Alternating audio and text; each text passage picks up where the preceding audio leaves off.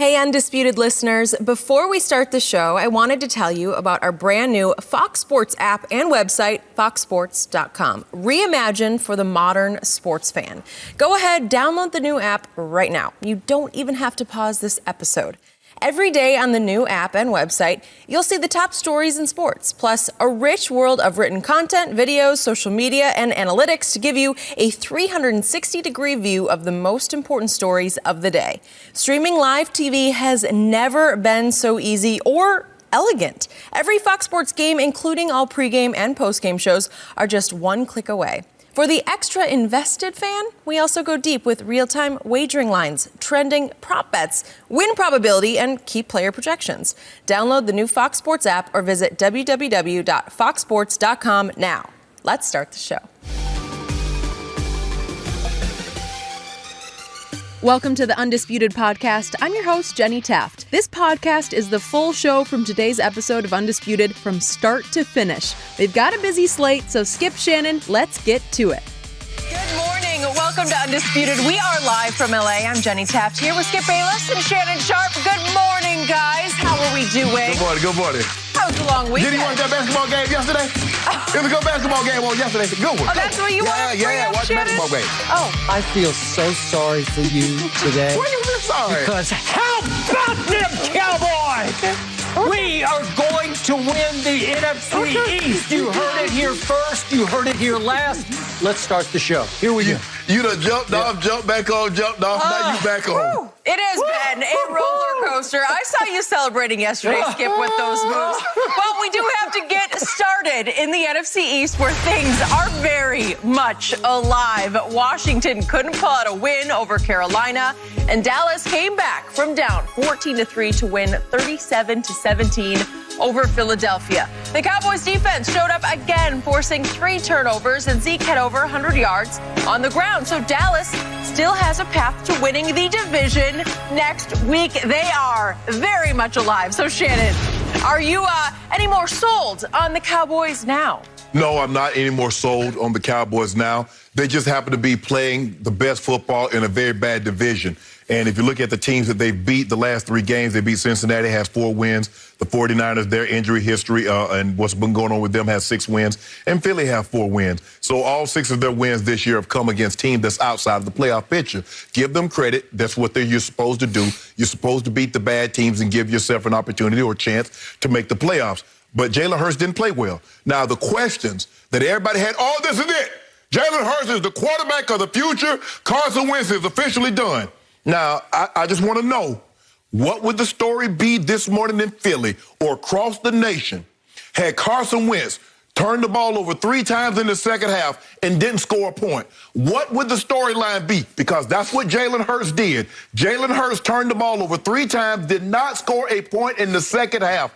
3 turnovers in the second half. So this notion that Philly have found their quarterback of the future is not true, and it has not been true. But back to this.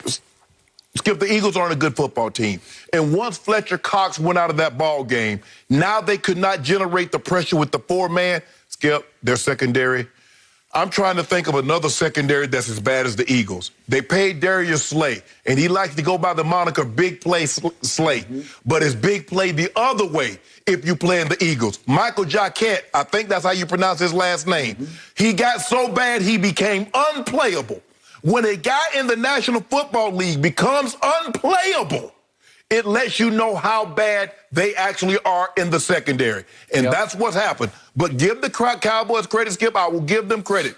They could have easily lost this game and we'd have been having a different conversation. But they did what they were supposed to do. But am I any more confident in them? And I remember telling you last week, Skip, I said, I hope y'all guys win this game, because I wanted to hurt a little bit more. Because if you get to this point, and then you don't cross over, that's when it really hurts you, Skip. So that's what I'm counting on. Now, I'm very disappointed with Skip. We talked about this at the beginning. We talked about it in the middle of the week when we found out that Haskins had did what he had did last week after the Seattle game. They lost the game, and he chose to go out. And so I had no confidence in him. Now, he just wrote himself a one-way ticket. I believe he was out of there anyway, but there's no question about it. I mean, if Ron Rivera could have, he probably would have shipped him out last night.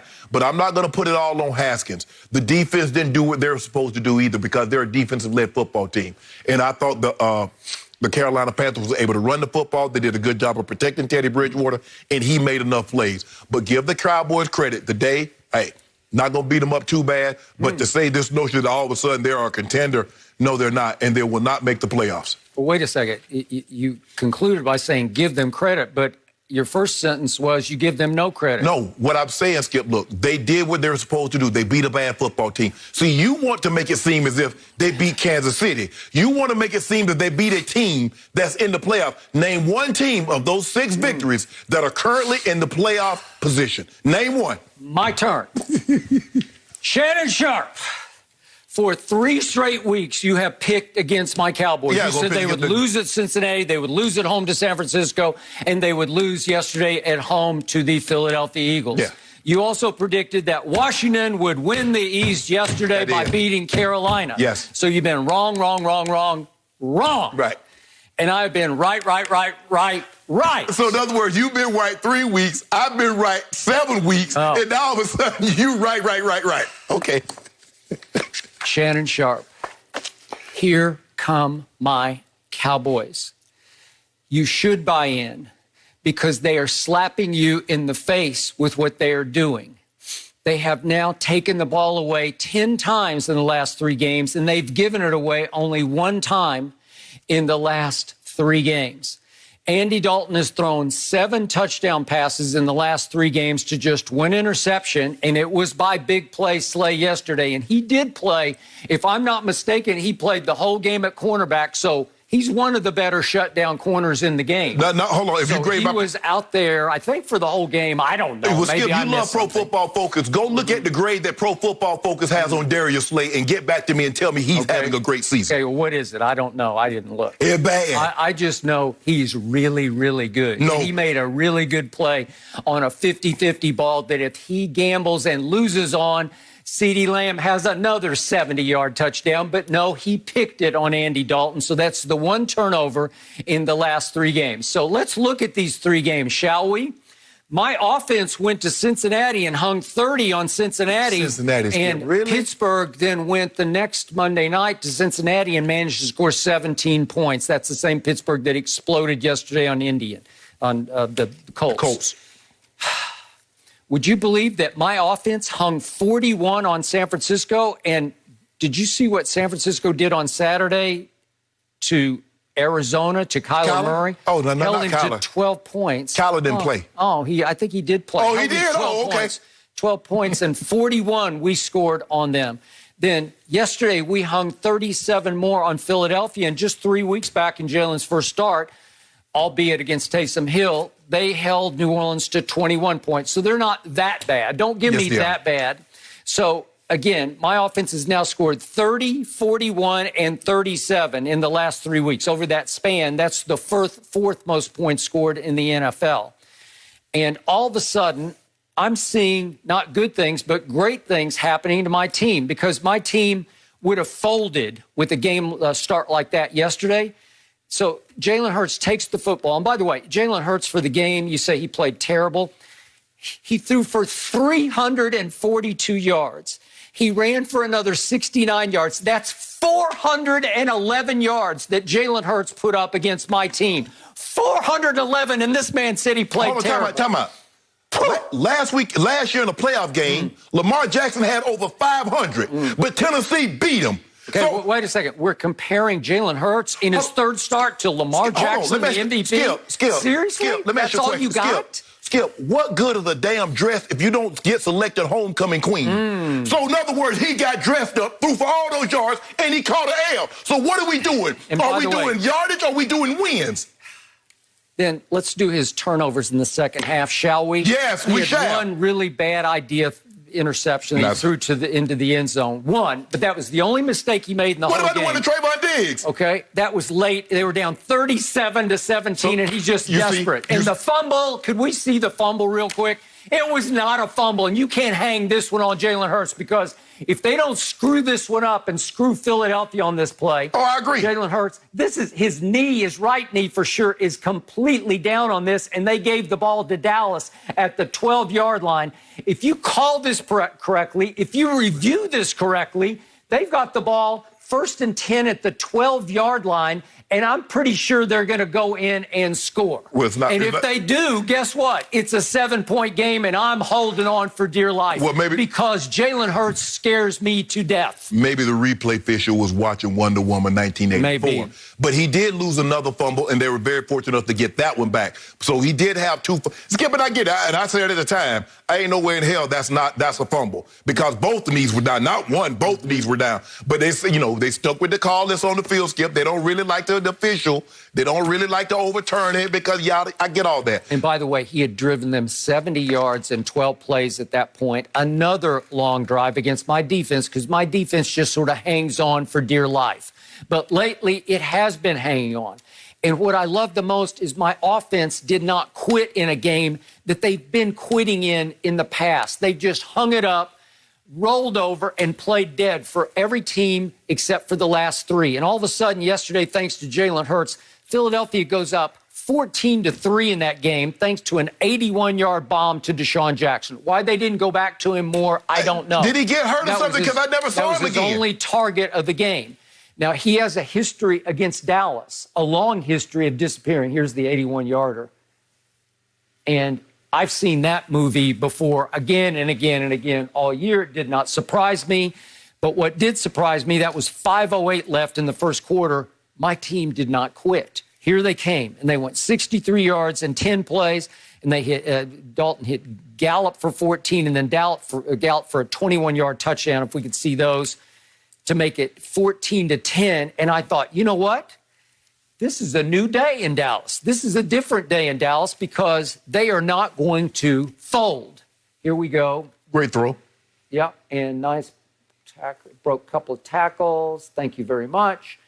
And obviously, Gallup was on Michael Jacquet, undrafted Louisiana Raging Cajun rookie, and he was getting torched, and they yanked him late in the first half after he'd given up 182 yards.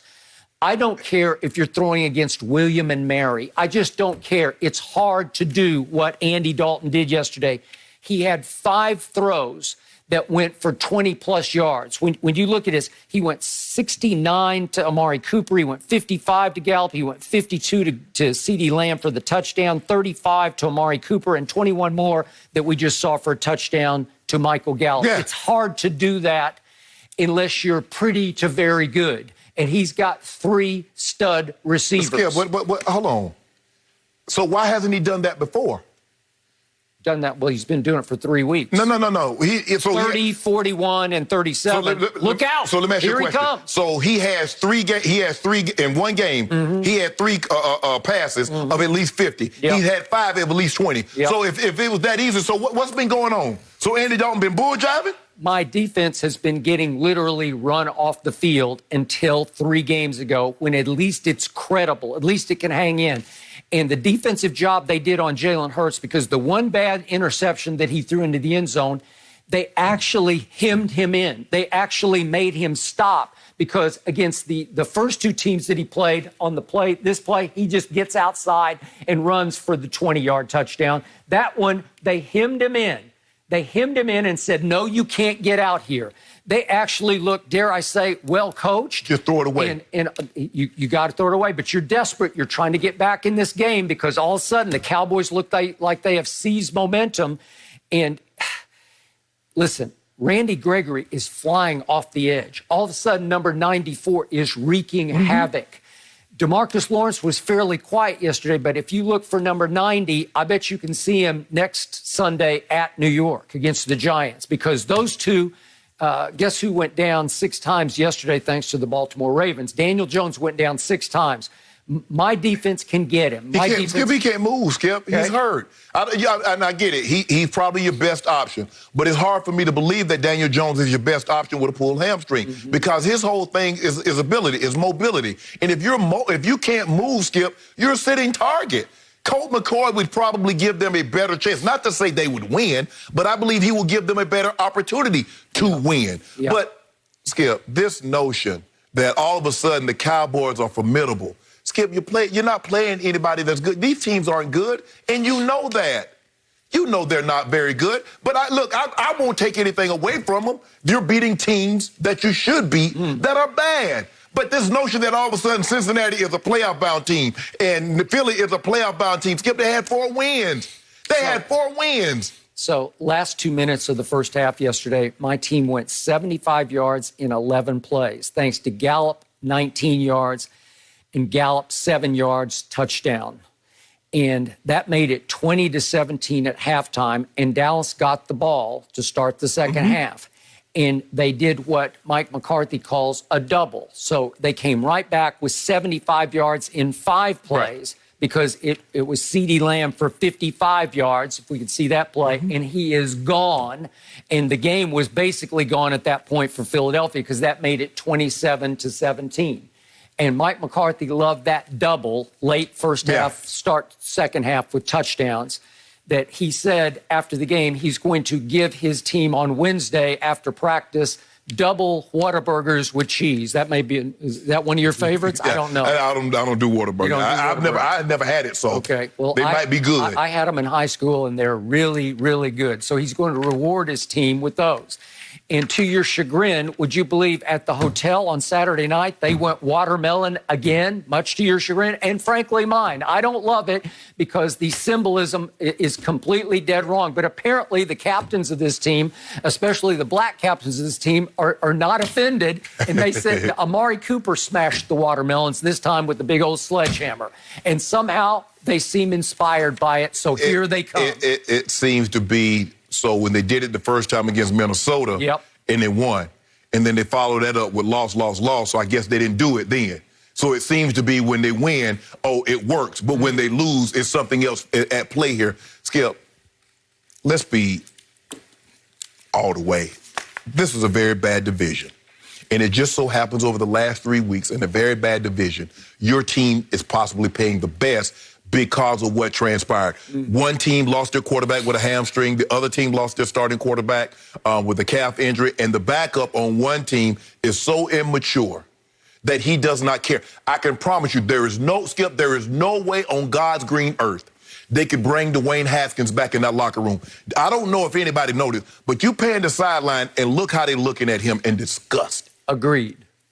They're disgusted that he would put them in a situation that he was so selfish that forget that my coach is going through chemo over the last 8 weeks and he's highly susceptible. Forget all that.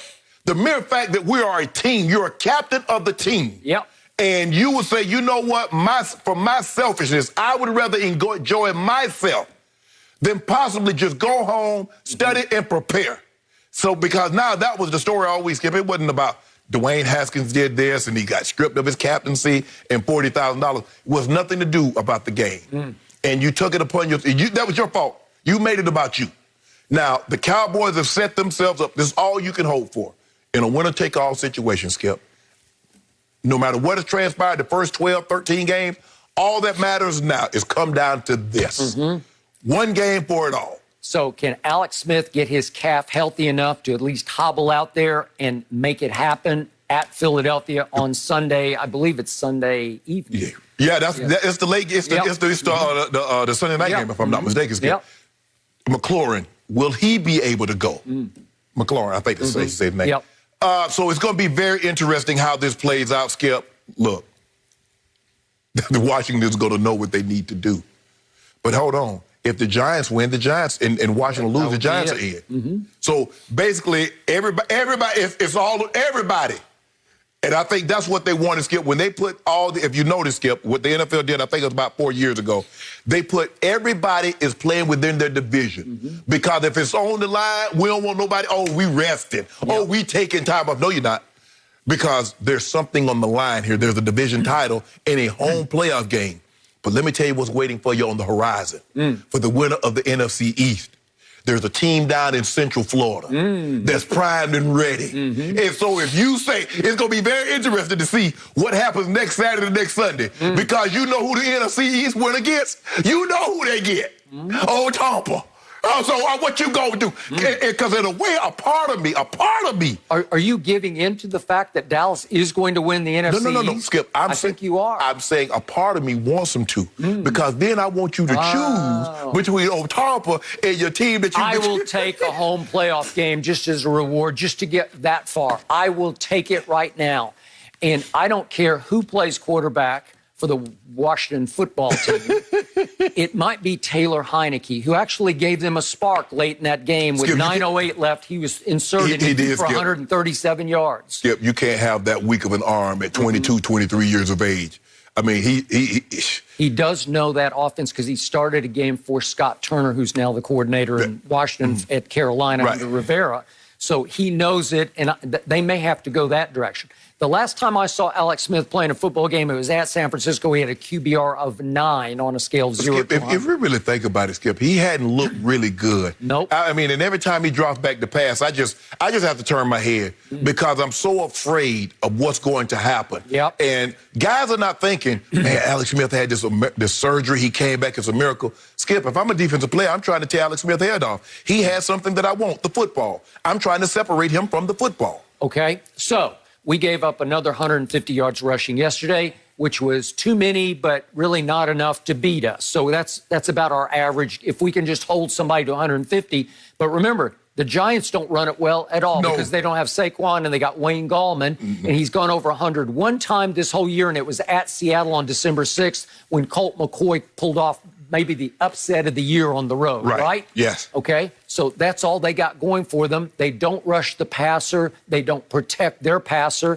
I think it's made to order for us to go up there and win this game. Well, Skip, obviously, you mentioned that the Eagles had 151 yards rushing on 29 carries. 69 of that came by Jalen Hurts on 9 carries. Yep. So on broken plays. Daniel Jones is not running. I don't know if Colt McCoy has the kind of legs to be able to get away like, say, a healthy Daniel Jones or say, Jalen Hurts. We saw guys with legs. We saw Tannehill take off last night, Skip. So I don't know. This is what I do know. Dallas has set themselves up in position. But if history serves me correctly, they've been in this position how many times before with Tony Romo? How many times before that we've seen them? All they had to do was win one game, win the final game, and they're in the playoffs, and they gag. They spit the bit. Andy Dalton, first 5 years in the league, averaged 10 wins a year, made the playoffs 4 times. I like my chances with Andy Dalton. And finally, I need to throw one last bouquet to number 21, my man Ezekiel Elliott, because he does not have his burst. He's not as sudden. He had it yesterday, Skip. Stop. Skip, you saw that last He got loose for 31. That last one. He got loose for 31, and that put him over 100 to 105. But I got to tell you, the whole day, he ran hard. Yeah. He ran as hard as he could run. He ran his heart out yesterday, and I appreciated that. Yeah. Maybe not what he used to be, but when you show everybody on your team that you're playing that hard, it is contagious. Skip, a lot of the runs that he got, they were 2 yards. They should have been -5. I agree. Totally agree. Yeah. I mean, he got on some things. I'm like, hold on. How'd you get out of that? Scratch and claw and fight and squirm and just gut it out to try to get 5 yards. And he often did. That's what happened when you see Tony Pollard the week before. Take off and go That 40. is probably Take true. off and go 15. Yep.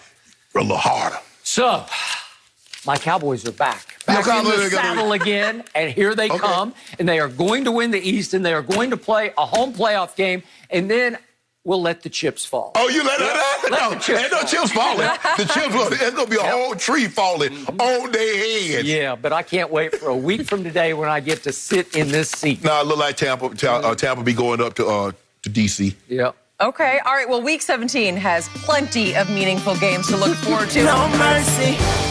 What's up, Undisputed listeners? It's your boy, Shay Sharp. I wanted to tell you about my new podcast, Club Shay Shay, where we always do something before 2 something. Each week, I sit down with a guest for a drink and conversation, and as host and proprietor of Club Shay Shay, I've welcomed in esteemed guests such as Snoop Dogg, Floyd Money Mayweather, LeVar Ball, Isaiah Thomas, just to mention a few. Whether I'm talking to an athlete, a musician, an actor, or a lifelong friend, Club Shay Shay is a place where people share inspiring and motivational stories about their journeys to prominence. The new episode drops every Monday on Apple Podcasts, Spotify, or wherever you get your podcasts. Subscribe to Club Shay Shay now and make sure you never miss a new episode. Now back to Undisputed. No mercy. Patrick Mahomes needed a late fourth quarter drive to take the lead against the Falcons yesterday. Mahomes connected with Demarcus Robinson to go up 17-14 with under 2 minutes remaining. The Chiefs would hold on for the win thanks to a missed field goal by Atlanta with 9 seconds left. Mahomes finished with 278 passing yards, 2 touchdowns, and a pick. So they got the win. Shannon, on a scale of 1 to 10, how confident are you in the Chiefs winning the AFC? I'm confident. I say I'm 8.5, 9. Clearly, they didn't have their best stuff yesterday, and you can't expect a team to play their very best every single game for four straight quarters.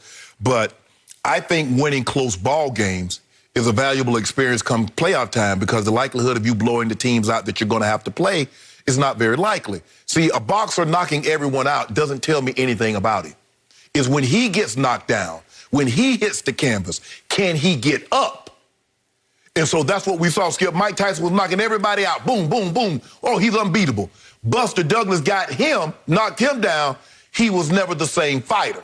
You see, what I can't understand, and I've been trying to help people to get me to understand this, and is that we're going to talk about this, but let me tell you, if the Saints were a college football team, if the Chiefs were a college football team, they would have the most impressive resume. Their strength of schedule would be top-notch. Their RPI would be #1 across the board. Let me tell you what they've done.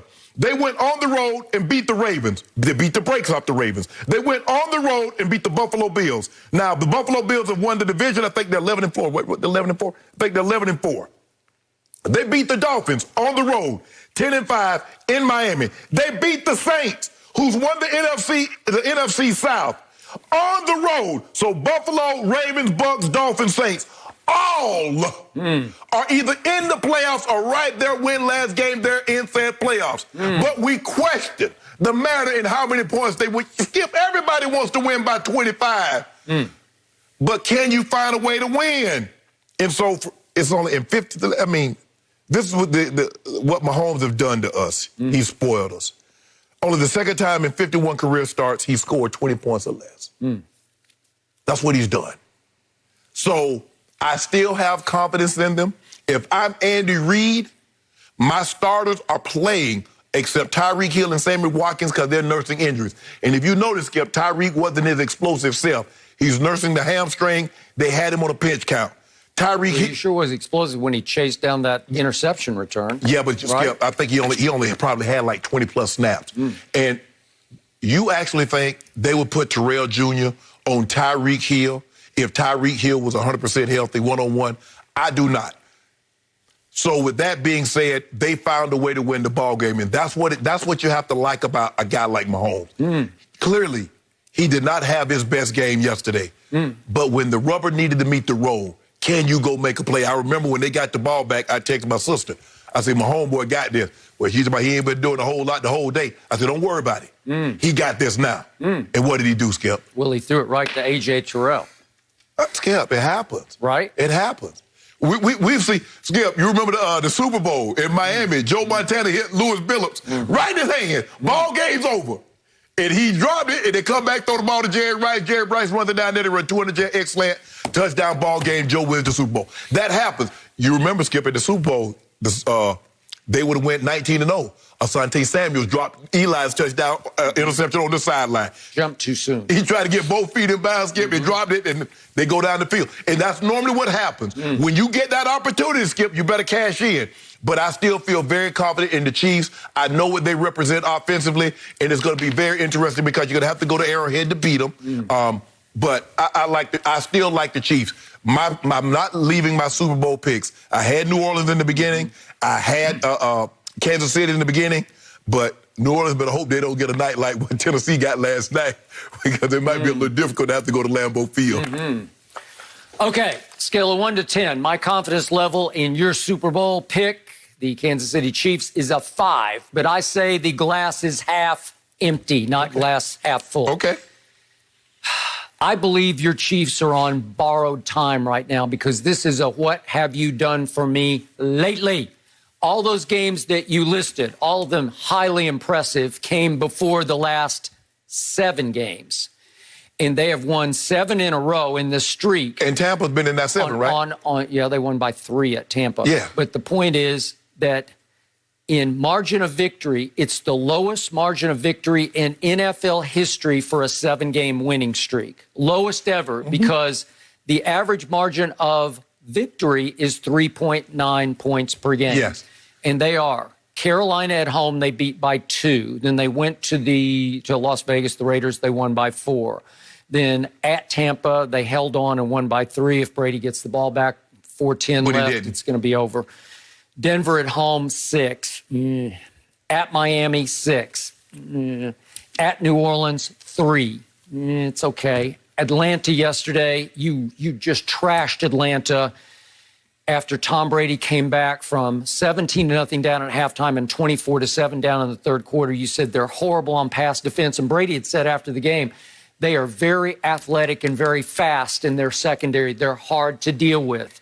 Yesterday, Patrick Mahomes, through 3 quarters, had managed a grand total of 7 points against the defense you trashed. Is that good? I don't think so. But here's the thing, Skip, is that, yes, they played. This was the best that I've seen them play. They had their moments because they knew one thing. Kansas City couldn't run the football. Let's get deep. Try to get pressure. Because they was creating pressure. Even though they didn't sack Mahomes, Skip, they sped him up. And he was off a little bit. A little behind Kelsey, a little behind Watkins, a little off, a little here and there. And, Skip, in order to beat this team, you got to hope he's off somewhat. If he's on, you cannot beat him. If he's on his game, you can't beat the Chiefs, period. He was off all day yesterday. He was. And it's my homeboy at home, boy. And I'm like, what's up with that? Because he was wild high, he was wild low, he was wild left, wild right. And after a while, I'm thinking, God, he's just having a bad day at the office. He did say after the game it was just a bad game. But it gets exacerbated by the fact that his head coach is throw first, number 1, and Andy Reid is trick first. It's like he cannot help himself to say, watch this, watch what an offensive genius I am. So they get it down to 4th and 1 at the Atlanta 26 in the first quarter. It's a nothing game. It's 9:30 left in the first quarter. Could we see the play that they tried to run here?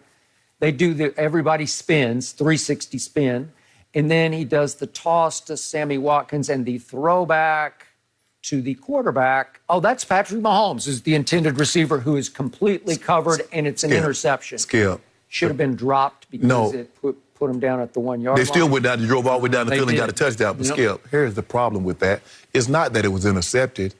Patrick Mahomes is not used to running down the field and jumping and trying to catch a pass. You subject your quarterback. You open him up to an injury. Can you imagine if he jumps and jams his knee? Do you imagine he jumps and sprains an ankle? How big of a ridiculous dunce Andy Reid would have to be? Yep. You don't, so just Skip, I get it, Skip. If the guy, you want to be on the goal line and it's the Philly special, but Skip, you don't run that play. From the 26-yard line? And if you tell your guy, if he's covered, you throw it out of bounds. Because my homeboy talking about throw it. He yell at point, throw it, like he gonna actually jump up there, like he D-hop. He gonna jump over the DB and catch the football. Skip, and that's, I probably would have gone even to a 10. But the thing that have concerned me all year about the Kansas City Chiefs is their run game, and it's their inability to pick up short yardage. Skip, I don't know what it is, but every time Le'Veon Bell gets tackled, he gets hurt. He limps off the field. Now, I don't know what I'm talking about. Skip, I'm not talking about he gets one of them ramshackled hits. I'm talking about every time he gets tackled, he's limping off the field. I'm like, bro, you made a paper mache or what? That's concerning, Skip. They have to, because think about it, more times than not, on 3rd and 2, on 4th and short, they're having to throw for it because they don't have the confidence that they can go pick it up running the football. That's concerning. That's very concerning to me.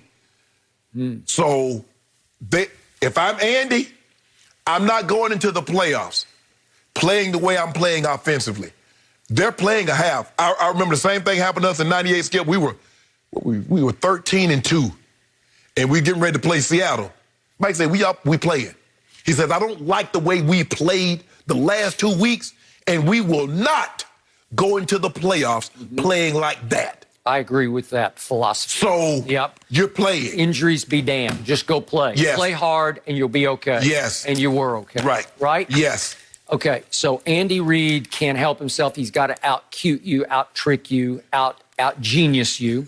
And yet it was up to Patrick Mahomes. He had a 3rd and goal with 10:42 left in the second quarter, and this is a chance to establish a lead here.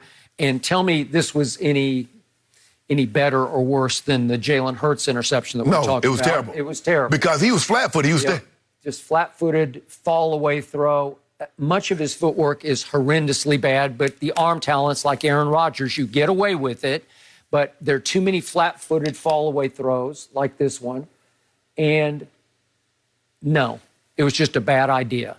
It was covered. He didn't see the underneath, the dropping. I'm not so sure if he doesn't catch it because it looked like it's going to be behind. The DB might have picked it. Might have. It looked like it was a double pick, like somebody would have gotten it one way or the other.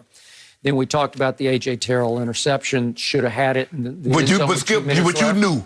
Once he dropped that one, and I don't know why Raheem Morris skipped. That's just like a catch in the end zone. If you catch it and you hit the ground, the ball pops out, you're not getting the catch. He was desperate. Yes. He's just trying to show that he tried. It was clearly not a catch. Yeah, what? He closed. And on the very next play, Demarcus Robinson on the little skinny post, and he threw a rocket. I give you that.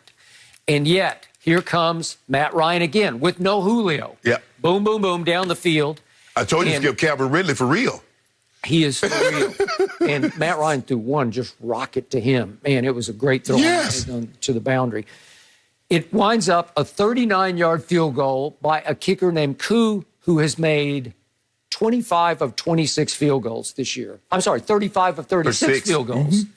And he had made 27 straight field goals. And I don't know how this one missed. If we could see it, it looked like a gust of wind hit it and blew it straight right because the wind, you can see the flags are blowing that direction. This young man is money. Every time I've been rooting against him, he made the Pro Bowl. It right down the middle. Well, he should have made the Pro Bowl because I'm not sure there's anyone better. And all of a sudden, that ball gets wind-blown hard right, and it should have been overtime, and it was not. Skip, I would have been concerned because he almost yanked the PAT on the touchdown. Skip, you see how that would knuckle it? Because I thought he had missed. I'm like, did he miss that? And then I look at the officials and they raised their arm. So I would have been concerned on that one. If you see, look at last night, Skip, Green Bay. They got to a point like, well, you know what, damn it, Mason, you done missed you done got a PAT block, you done had another one, we going for it. And so I'm surprised. Skip, in a situation like that, Skip, hell, go for it. Skip, what? So what? You already gonna get the 4th pick, so now you done got the 5th pick. So the point is, if A.J. Terrell hangs onto the football to the ground, I think you lose that game. Probably so. If Koo makes the field goal, I don't know if you win or lose. It would depend on the coin flip, probably, because it seemed like neither defense could stop the other side, right? So in the end, your man goes 24 of 44, which is a grand total of 55%, which is no good for under 300 yards, 278.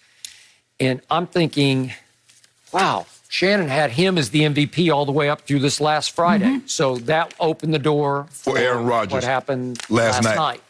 Okay, so now you're back on the Aaron Rodgers. Skip, look, from the jump, I've been telling you, Aaron Rodgers, and everybody was Russ, and Russ was playing unbelievable. I say, but don't count out Aaron Rodgers because look at his numbers, and don't count out my homeboy. Now, my homeboy is probably going to end up with 5,000 yards, maybe 40 touchdowns. Aaron Rodgers at 44-4. 44-5, excuse me. Skip, it's going to be hard to overlook that because there's a chance because they need this.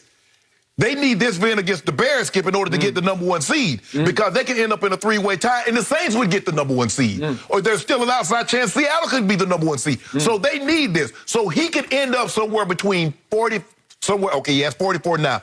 He might end up with 47 touchdowns, 5 picks, 4,300 yards, Skip. That's and the number 1 seed, the NFC. That would be hard to overcome. Well, maybe we're overlooking that guy down in Tampa Bay. I don't know. He won't get one vote for MVP. Yes. Maybe he deserves one. No, vote. I was just going to bring up Tom Brady. I feel like you guys, we need to be talking about him because Brady's second half play last week against the Falcons, it carried over into the first half this week. Brady threw for 348 yards, 4 touchdowns, and had a 34-0 lead by halftime against the Lions. With the win already locked up, Brady didn't need to take a snap in the second half as Tampa clinched a playoff berth. And in his last 4 quarters of play, Brady has thrown for 648 yards, 6 touchdowns, and no interceptions, Shannon. So how impressive were those back-to-back halves for Tom Brady? Overrated. What? Overrated. So let me get this straight. I'm just going to make sure I'm hearing this correctly, Skip. The 3 worst pass defenses in all of football: the Falcons, the Lions, the Seahawks. 2 of the last 3, can you tell the people who he's played the last 2 weeks? The Falcons and the Lions. What did the Falcons just do to my homeboy at my homeboy? Give me just a second. Also, 2 of those teams, can you just in case the people don't know, 2 of those teams have fired their head coach and general manager. The Falcons and the Lions. Now, the Lions run a defensive scheme that Tom Brady has heard the verbiage for the last 20 years. You think that gave him an advantage, Skip? Sure. Interesting. Skip, look. I know you was going to do this. And this is what we do with Tom Brady. When he plays well, I told y'all, is this. And then when he doesn't play well, you blame the defense. You blame Bruce Arians. But now all you mention is that when he goes up against bad secondaries, is that Tom Brady. But you don't mention anything about the defense holding Detroit to 7 points. You don't mention anything about how they almost pitched a shutout to the Atlanta Falcons in the second half. It was all Tom. But when they lose, B.A. don't know what he's doing. B.A. need to get out of his way. B.A., you are going along for the greatest ride in NFL history. That's what you do. I don't take no stock in this because this is what we know. When he plays teams that are in the playoffs or on the cusp, he lays an egg. New Orleans twice, gagged it. Chicago, right there, they win next week, they're in the playoffs. My homeboy lost it. So, Skip, don't give me that. You know and I know what they lost to somebody else, too. Who else they lose to? They lost 3 games in a row. But anyway, we know the Rams. So any team that has playoff aspirations are right there. Not sure the Rams are going to make it, but that's a whole nother story. Yeah, the quarterback. I skipped. I was looking at my ancestry genealogy, Ancestry.com, and I stumbled across something that I didn't know, and you probably didn't even know this either. Jared Goff and Carson Wentz are related. They're turnover brothers. They're awful, and that's the reason why. You're right. They might not make the playoffs because Jared Goff. And their ownership was dumb enough to give both of them long-term, huge money deals. Well, as opposed to my owner, who was smart enough to dig in and say, no, not that much. He gonna have to pay. He gonna have to pay sooner or later. But anyway, Skip, look, I'm not overreacting to Tom Brady throwing against Detroit. Detroit's not very good. They packed it up long time ago, and it serves them right because Jim Caldwell should have still been in that position, but they weren't satisfied making the playoffs every other year. They chose not to make the playoffs for the last 3 years, and it serves them correctly. But I'm not overreacting to Tom Brady doing what he did against Detroit. The Brady hate is so deep on this table right now that I think I'm going to drown it. Truth. Let me remind everyone, there were only virtual OTAs. Tom Brady was trying to figure out his new receivers and his new team, throwing in some public park in Tampa and got run out of the park because he was violating the quarantine. Then there were one or two. No, there were no preseason games. There weren't even 1 or 2. There were 0 preseason games. He got thrown into the fire against his division rival, your Super Bowl pick at New Orleans, which I said was as unfair an opening game schedule as you could ever find in the history of this league, with a man joining a new team and a new coaching staff. It took a while to figure it out because it looked like just when they figured it out at 6-2, Tom said, I want him. I don't care what you say, Bruce Arians, about how he won't fit in our locker room. I will show you. I will make him fit. And I'm talking about Antonio Brown. And he disrupted the on-field chemistry for a while because right on schedule, all that disaster happened as they tried to force him into their rotation. And then all of a sudden, Tom Brady said, okay, that's enough. I got this. When they fell behind 17-0 a week ago at Atlanta, he said, I got this. When they fell behind 24-7 in the third quarter, he said, no, I got this. I told you it was a virtuoso. I told you it was a masterpiece. He threw for 320 yards against that same defense that went and shut down Patrick Mahomes at Kansas City, held him to 7 points through 3 quarters, and Tom Brady... They held you to no points in the first quarter. Well, wait, Tom Brady put up 31 points in the second half at Atlanta and threw for 320, which was by far the most yards any NFL quarterback has thrown for in a second half all season. And then he turned right around after all the stories about how in the last 6 games, Tampa had opened up in the first quarter, losing 59-7. In their previous 6 first quarters, they lost 59-7, all told, cumulative. Was he And he quarterback? said, I got this. And here he went to work, and he, in the first half, went beyond virtuoso, beyond masterpiece, beyond Mona Lisa. I don't know what's better than Mona Lisa because I don't know art that well, but I told you the one against Atlanta was a Mona Lisa. This was the greatest ever. This was 348 yards on top of 320. So if I do the combined halves, Stop it. and I add them up, No, you that's can't. 668 total yards passing, 6 touchdowns and no interceptions. And I want to remind everybody, the all-time NFL record for one game, Super Bowl era or not, going all the way back to 1951, was Norm Van Brocklin, right out here at the Coliseum in Los Angeles for the then L.A. Rams versus the New York Yanks. They were called the Yanks. And he threw for 554 yards, and that still stands from 1951 until today as the record. And if I add up to the 2 Brady halves, 668 would have smashed, obliterated that record. So, if I do that, I'm going to take Ryan Fitzpatrick, his fourth quarter. He had 182. So if I project that over the other 3 first quarters, that'd be over 700 yards. See, so you couldn't do that. But let me ask you a question. This is what I notice about what you do and a lot of other people do. When Tom Brady doesn't play well, you blame it on the OTAs. There was no OTAs. There were no training camps. There were no preseason football. But you don't mention that when he loses. So what's my biggest pet peeve about Pro Bowl voting? It happens way too early, and I don't know why. What are you waiting for? Why can't you wait until the season is over? Nah. Because if you waited just 1 more week, 2 more weeks, because the votes were in. He had an opportunity. He had the same opportunity that Kyle and everybody else had. These he had games 14 count? games. Yeah, they really count. This is it. This is the stretch run. And I'm sure Tom Brady did not love it that Kyler Murray got the 3rd spot on the Pro Bowl team in the NFC. You say he don't care about Pro Bowls. Kyler didn't have the greatest game on Saturday, and Tom Brady, just the game before on Saturday, said, voters, watch this. Is there any doubt that Tom Brady should have at least been the 3rd quarterback on the NFC team? Yes, he should have been. You know it, and I know. So now he's up to 36 touchdown passes, which would have tied for the league lead a year ago. Yeah. Right? Lamar had 36 and led it. Aaron's going crazy. I give you that. But Tom's 4th best in touchdown passes. And by the way, I know you don't love Pro Football Focus, but going into this week, they graded him the 3rd best quarterback on total body of work. And now that Mahomes struggles so badly at home on Sunday, I will bet you that Tom Brady vaults up to 2nd best graded quarterback for the whole year. I bet Tom Brady does not get a vote when it comes to the MVP selection. I bet that. That would be Brady hate. That would be Brady burnout. That would be, we're sick and tired and he's doing it again. So let me just put this in some perspective for you. Last year, Jameis Winston threw 33 touchdown passes and led the league in passing yards with over 5,000. Right. He also threw 30 interceptions and lost 5 fumbles. So that was 35 turnovers. Right now, Tom is already 3 above him. Clear. With a whole game to go, again, against Atlanta. This one's in Tampa Bay.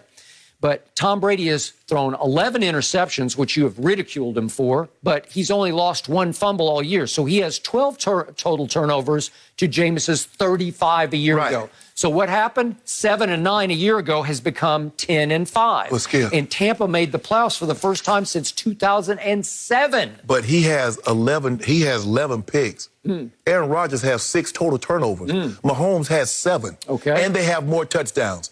And they have a better record. No risk it, no biscuit. If you look at the history of Bruce Arians with all those great quarterbacks he coached, first year was always high interceptions. See Peyton Manning, see Roethlisberger, see Andrew Luck. I just want to make sure. So I just want to make sure I'm hearing you correctly. Palmer, see Carson I just want to make sure I'm hearing you correctly. So are or we're not giving BA any credit? Well, he's running BA's offense because he leads by a mile in air distance. So he is bombs away. And if we could just see those 4 touchdown passes in the first half, these are extraordinary. Skip, you know Detroit quit. Stop it. The defense, they quit. I don't think they quit in the first half. And if we could just see them in a row, I just want to see them. This is to Gronk. This is goat to goat. How good is this throw and how good is that catch? That was a great throw and catch. Yep, that was. I will give you that. Thank you very much. Great throw. And then That's a big catch radius. One. This is the second touchdown pass. This is not exactly short, and it's to Mike Evans. Skip. And I think that's a great throw. And somebody across from me keeps telling me that arm talent has diminished. And then, boy, that was right on the money. This is his best one. No. This is a little rocket, and it's a great catch by Chris Godwin. I will give you that. The AB throw, Skip, is the best throw of his season for Tom Brady. Well, that one that he throws to AB, it's going to come right now. This is the best throw of the season for him. Fastball, boom, AB 81 touchdown. Whew. That's his best throw. So I'm going to put you on the spot one more time. Yes. You have tried to retire this man 4 straight years, and you've told me that he's a noodle arm, that he's clearly lost velocity. Do you believe that after what you saw Saturday? Skip, I believe that he's doing what any quarterback could do. If you protect him, he can do that. Really? Yes. Taylor Heineke, could he do that? Man, stop, Skip. Well, you said any quarterback. Skip, I'm saying of the top 10. Shannon, if you protect him, as Bruce Arians said last week, he's as good as anybody doing it. And you could protect a lot of quarterbacks, and nobody could throw for 348 even against the Detroit Lions. You don't believe so could Aaron Rodgers do that? Could Patrick Mahomes do that? Those two. And then after that, you're going to What about Russ? I don't know if Russ could do that. I don't know if he can throw it like this guy can. Deshaun could. Josh Allen could. Josh Allen, not that active. Josh Allen had playing better than Brady. Well, that's not what Pro Football Focus says. Stop that. So I'm going to take that to my bank because he is having a year. Stop it. Is there a more dangerous team in the NFC right now, more dangerous road team? Because this team seems to play better on the road than it does at home. Their best chance is to hope somebody can knock off New Orleans. I do not believe they can beat New Orleans. Okay, I do. And I am hoping. I am spoiling for one game. I want to see third time's the charm. I want to see Tampa Bay at New Orleans. Who knows, for the NFC Championship. Let's just see what happens. Maybe it would come before then. I don't know how it will play out. But I want to see it. But I can't. My team against your team. I'm not going to let y'all keep doing this when Tom Brady plays bad. It's the defense fault. When Tom Brady plays good, it's all Tom Brady. Because you look at Mahomes' body of work, his resume, and the team that he's beat. Tom Brady beating one playoff team. One. That's Green Bay. One. My homeboys beating 4 or 5 of them on the road. 10-5. Good chance to be 11-5. Okay, if you do know my homeboy 14-1. He 14-1. 14. Yep. Tom would have gotten him if Tom had gotten the ball back. Why did he get? He should have got. He had the ball. He got the ball like 5 or 6 times in the first half, and what'd he do with it? All I know is he dominated my homeboy in the second half. And at no point in time was my homeboy a threat to give up the lead. Tom Brady never had the lead in the second half. New Orleans Saints never had the lead in the second half. None of these teams. 24 with 4:10 left in the game. No mercy. Hey, Undisputed listeners, it's Charlotte Wilder here to tell you about my new podcast with Mark Titus called the People Sports Podcast. It comes out every Thursday, and Mark and I take one of the big stories of the week, and then we go off on tangents you never saw coming. This might mean that we start talking about the Dodgers winning the World Series and end up wondering if Knicks fans deserve happiness. Or begin with LeBron's greatness and end up drafting our ultimate beer league softball team made up of old athletes. Whatever it is, the only rule of the show is that it has to be fun and funny, because these days we could all use as many laughs as we can get. So check it out wherever you get your podcasts and come down weird sports rabbit holes with us. We can't wait to have you. No mercy. Aaron Rodgers and the Packers clicked on all cylinders last night in their 40-14 win over the Titans. Rodgers finished the game with an efficient 21 of 25 passes with 231 yards, 4 touchdowns, and a rare interception. Rodgers now has 6 more touchdowns and 1 fewer interception than Mahomes on the season. So, Shannon, did Rodgers just take the lead in the MVP race? Skip, I believe he did. I believe Mahomes' performance yesterday opened the door. I was expecting Mahomes to throw probably 350 yards, maybe 3 or 4 touchdowns, and that didn't happen. And if you look at Rodgers over this current 5-game winning streak, Skip, he's 15 touchdowns, 1 interception. Now he's over 4,000 passing yards, 44 touchdowns to 5 interceptions. That's just ridiculous. And if you look at it, I'll say he had 1 bad game. Mahomes has had a bad game.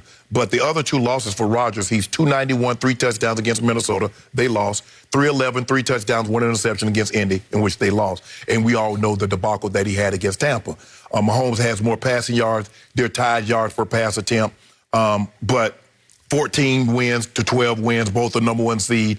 Skip, I just don't see how Mahomes can catch him. Even if he throws for, 300, 400 yards, 4 touchdowns, I just don't, because Rodgers, the numbers are going to be so astronomical. It's hard for someone to throw that many touchdowns, that few interceptions, and not win the MVP, considering that his team, I believe they'll beat Chicago, Skip, and be the number 1 seed. So I believe by Mahomes opening the door, Rodgers walked in that door, because that was a national televised performance.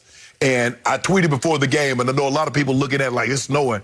I said, this is a prime game for you to throw the ball in. I had one of my best games. It wasn't snowing quite this bad, but it was snowing like this, Skip. I knew where I was going. They slipped sliding all over the place. And before you know it, I got a $174, and I'm sitting on the bench in the 3rd quarter. And that's what happened. Devontae Adams, and they're already in sync, Skip. The last thing you could have to happen is guys slip sliding over the place when the receiver knows where he's going and you're guessing or anticipating where you think he's going to go.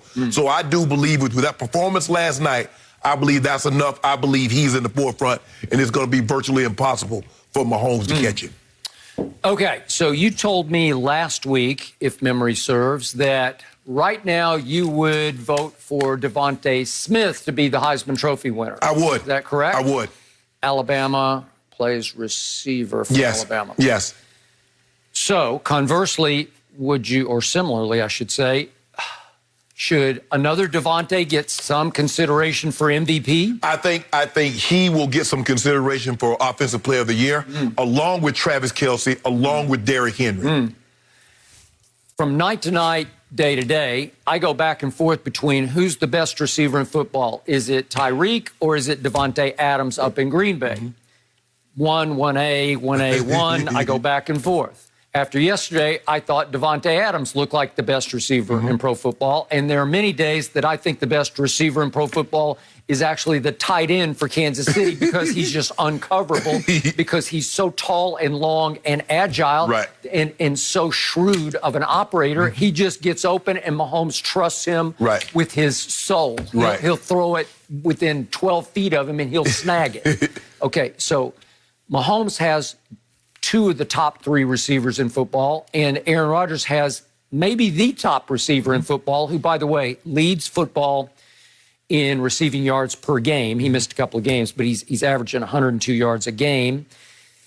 Boy, he's number 1 now in touchdowns with 17. That's pretty great, right? He's starting to threaten a record up in Green Bay held by this guy named Sharp. Are you related to him? A little bit. I think he's your big brother. Last year, he had 18. Thank you. He had 18, so he's right on the doorstep. And if I know Aaron Rodgers, he will get him 19 in their final game at Soldier And Skip, Field. it's not been a whole lot of receivers. I mean, you got to go back to Randy. You got to go back to Jerry. My brother had it. I think Mark Clayton, guys that had at least 18 touchdowns in a season. It doesn't happen often. Nope. It does not. And by the way, your favorite website, Pro Football Focus, currently rates Devontae Adams as the number 1 receiver in pro football. I'm not going to even fight him on that one. Okay. Now, let's go to offensive line, shall we? Pro Football Focus says the second best overall offensive line, both pass and run block, is Aaron Rodgers' offensive line. So it's really, I want to know who's good. number 1. I think Cleveland was. Cleveland, yeah, okay. going into yesterday. But yesterday they were down 2 starters, so that and Wills ended up going out. He did. That's what I'm saying. They were down both those starters. So if he has the second best offensive line, and then all of a sudden last night, A.J. Dillon had a coming out party, albeit in the snow, and they had big advantage, as you said, in the snow. They ended up with 234 yards rushing last night. Does that help Aaron Rodgers? Yeah. I'd say. So 234 rushing, Devontae Adams, offensive line second best. Man, he's got a lot of help. Yeah, he does, Skip, and the thing is, Vrabel would like to have that back, Skip. You got to challenge that. Hell, I'm throwing the flag just for the sake of it to try to slow him down. Because the guy stepped out of bounds. Aaron Jones stepped out of bounds, Skip. No, but before I could take a breath, they run a play. That's why he ran it. That's why he had it. Okay. And Aaron Rodgers like, I'm not taking a chance. Okay. And but I've often made the case that the other Aaron, you could say, is the MVP. Last year, he was the MVP of the team for sure. I'm not so sure this year, and I can't argue with, 44 to 45 to 5. 44 to 5. Cannot That's unheard argue. of, Skip. That's really good. So I will give him the edge, but I want everybody to remember that at Tampa Bay, stop doing he that. had a QBR of 12, that scale of 0 to 100, and he threw nearly 2 pick sixes.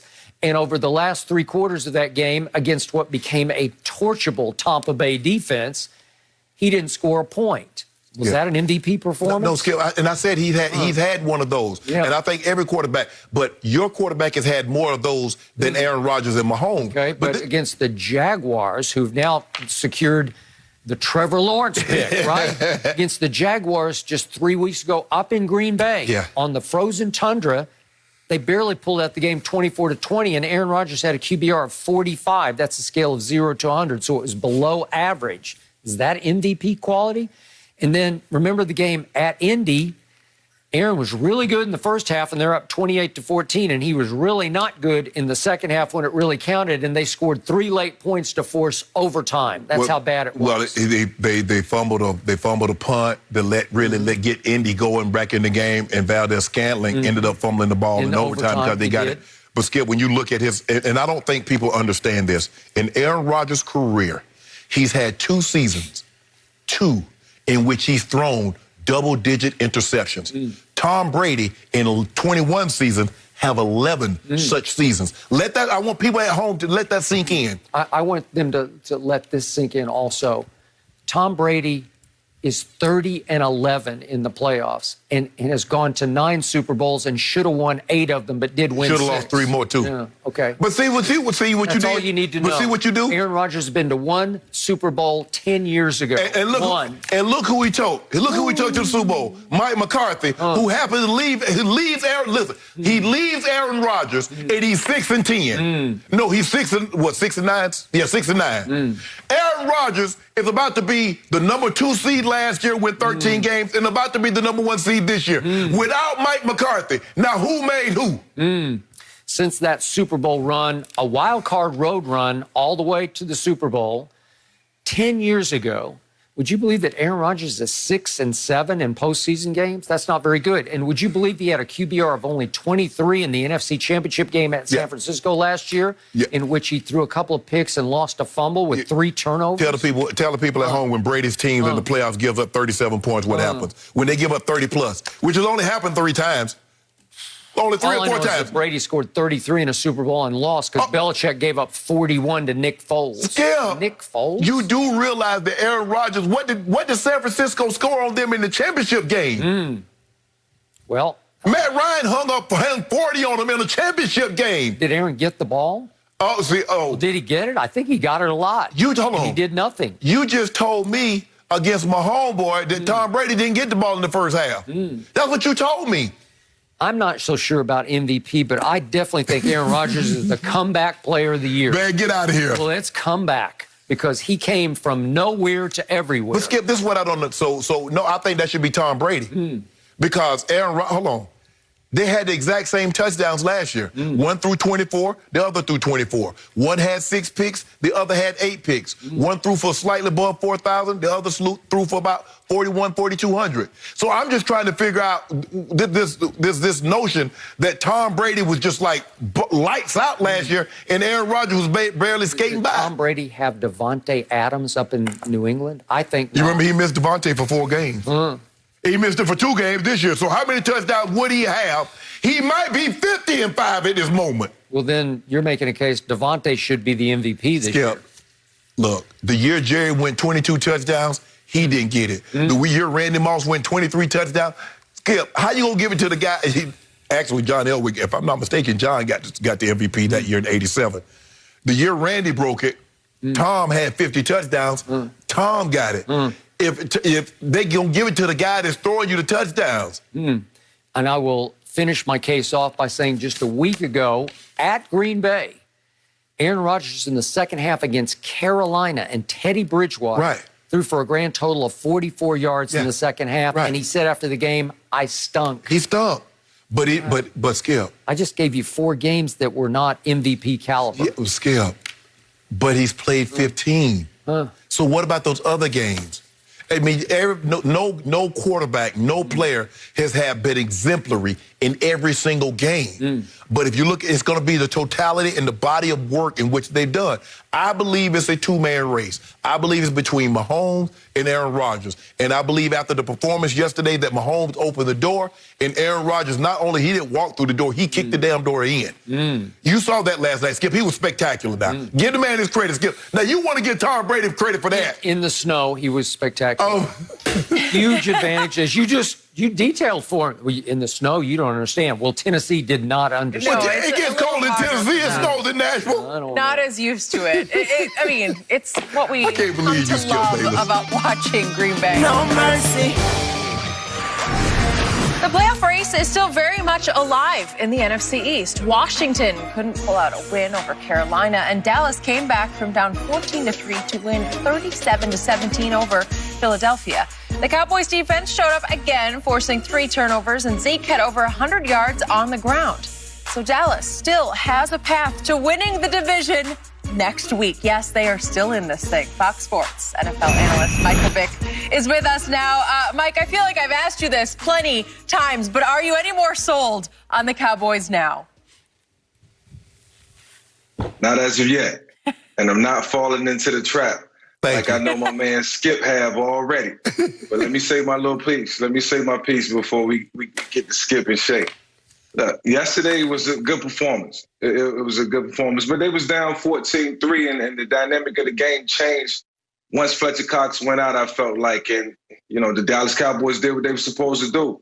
The opposing team lose one of their marquee players, you take advantage of it. All of a sudden, Zeke had 100 yards, and Andy Dalton had clean pockets, ended up passing for 300. It was a beautiful performance, and I like what I seen from the Cowboys. But can you go on the road next week and do it versus the New York Giants, who's going to be fired up and ready to play spoiler and knock the Cowboys out of the NFC East?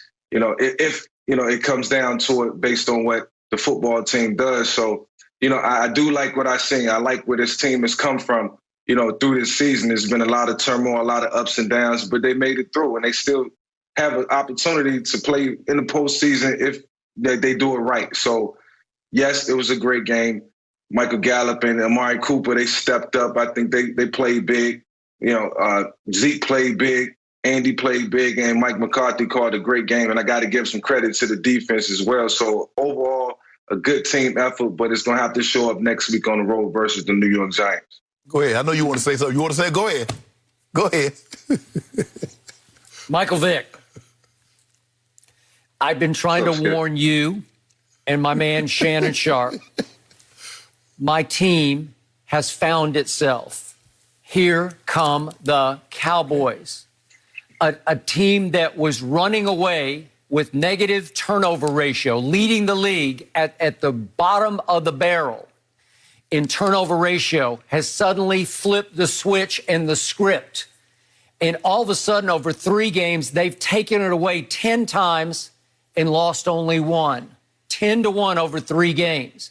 Andy Dalton has flipped his script. He's back to that Andy Dalton who won 10 games a year for his first 5 years in Cincinnati and made 4 times, went to the playoffs 4 times.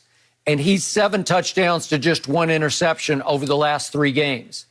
And you can laugh if you want about my team going to Cincinnati and beating them 30-7.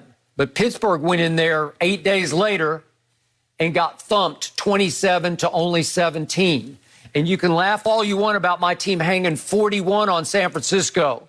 But San Francisco on Saturday held Kyler and company in a stadium they share now as their home stadium in Phoenix. Held them to 12 points. So 41 my team scored, and then all of a sudden that team holds Kyler and company to only 12. And yesterday my team scored 37 more points on a Philly.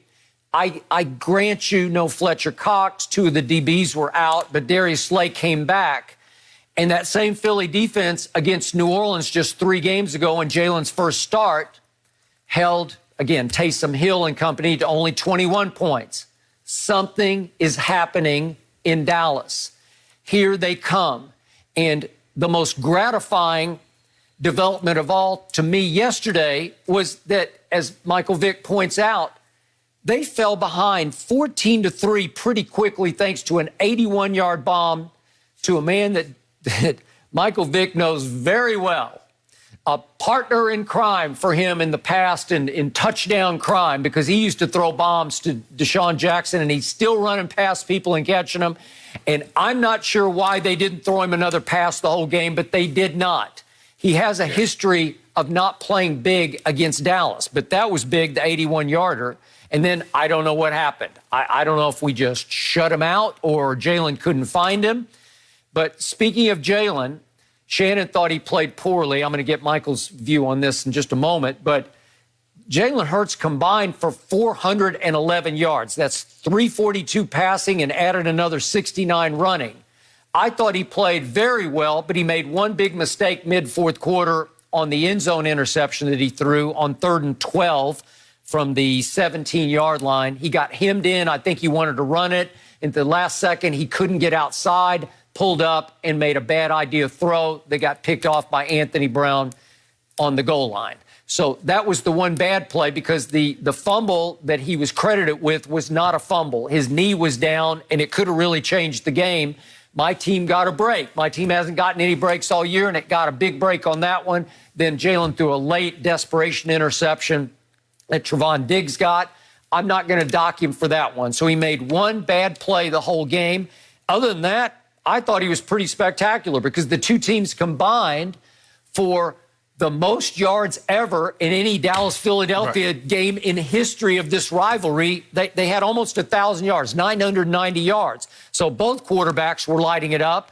But I was proud of my quarterback because he didn't quit at 14-3. Here they came, and they just poured it on, and they were ahead 20-17 at halftime. Was it a question of both offenses lighting it up or both defenses stinking it up? Well, because if you look at the Philadelphia Eagles, they did a lot to hurt themselves. Skip 12 penalties for 115 yards. Yep. Who you think you're going to beat like that? And 6 false starts. And you turned the ball over 3 times. Mike, let me ask you a question. Let's just say, for the sake of argument, the quarterback that scores no points turned the ball over 3 times in the second half, and his name is Carson Wentz. Although he has a nice game, he throws for like 350, and he runs for another 60 yards. But he turns the ball over 3 times in the second half, and he scores no points. What would be written about him in Philly today?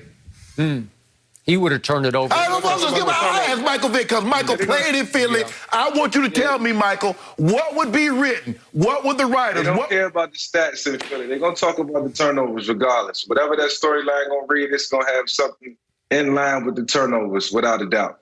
Because we just watched, you remember last year, Mike, we watched Lamar Jackson. Lamar had over 500 yards of total offense against the Tennessee Titans, 140-something rushing, 360 passing, but we like, bro, that's empty calories. Bro, you turned the ball, but he also had 3-4 turnovers. Early. Skip. Early. But that's put them in position. He didn't lead 14-3. Skip, that's my point. Which should go, the quarterback should get even more blame, Mike. You up 14-3. You got to bring that one home. Listen, it's going to be a lot of give and take throughout the course of a football game. And for Jalen Hurts let's not forget he's only a rookie who hasn't had any preseason training camp or OTA. So he's still learning on the job. He's been learning, vicariously, for the last 3 or 4 months. That's not going to cut it. I think the game changed when, Doug Peterson went for it on 4th down. It was like 4th and 9, and it was 27-17, I think. And it was like a desperation move. You put the team in a bad situation. They end up getting the ball back and having the chance to go down because Dallas didn't score off the change of possession. And, now Jalen Hurts is pressing. Now he's trying to do more. Now he's trying to put the ball in the end zone. I can only imagine the pressure that's on him, trying to win a football game for a franchise that needs a win so desperately. So now he's pressing. He puts the ball on the ground. It wasn't a fumble. And he's trying to put the ball in the end zone. He throws an interception. That's normal. Some things are going to happen. He's not perfect. He's still young. So, I think the coach has to put him in a better position. And obviously Jalen's going to learn from those interceptions and that turnover. But, he went for 400 yards plus in terms of total yards. So, for Philadelphia, you can look towards the future because they got some big things popping over there. They just got to put it all in perspective and get back on the right train. I thought Dougie P got conservative too, Skip. When they got up 14-3, all of a sudden he wanted to hand the ball off. The man dealing. Let him throw it. Let him run. He was getting out of the pocket, getting first down with his legs. Now all of a sudden you want to try to establish the run. Once my guy's dealing, I'm going to keep letting him deal that hot hand. But Dougie P, and he's always done that. That's why I said I think this has been not one of his better years of calling plays. But Mike, we've been asking you this back and forth. Are you convinced that Jalen Hurts is the quarterback of the future for the Eagles? Because that's, I think, all this other stuff, nothing else matters. Because that's what people want to know. And at the quarterback position, it's all about building. It's all about what can you get out of the player? What do you see in him that you can build around? What can you generate in terms of offense? How much more offense can you bring to the table in terms of, his athleticism, his competence and everything that he brings to the table versus the guy that you have in place now. So it's a lot of decisions that has to be made. But moving forward, if I'm the Philadelphia Eagles in ownership, I'm going with Jalen Hurts for the future because we can do so much more on offense moving forward. Agreed. There was one quick play I want to talk about yesterday when Jalen was in a foot race to the edge with Jalen Smith of the Cowboys, who can fly. and he just effortlessly and seeming to it's like deceptive speed. And he turned the corner on him, and I said, that is real speed. Yeah, he kicked dust up in Jalen's face. Hey, seriously. He got D-Law, too. Yeah, he got him, too. So, Michael, last question. Gut feeling next week, Dallas at Giants, Washington football team at Eagles. How does this play out? You know what? To the Cowboys' credit, I think they go into New York, and I think they beat them. I think Andy Dalton and his experience to get them through this game, obviously his leadership is going to be very important throughout the week in terms of getting the team ready. Offensively and defensively, it's time for him to step up. And for the Washington football team, it's up to Alex Smith. If Alex Smith is healthy and out there, I think they beat the Eagles. I think they beat them convincingly. I still think Jalen Hurts has a good game, and he shows that he can be the future. But, ultimately, it's going to come down to what happens with Dallas and New York. And I think Dallas is going to come out on top. I think they got it clicking. It only takes one game to get some confidence going and moving in the right direction.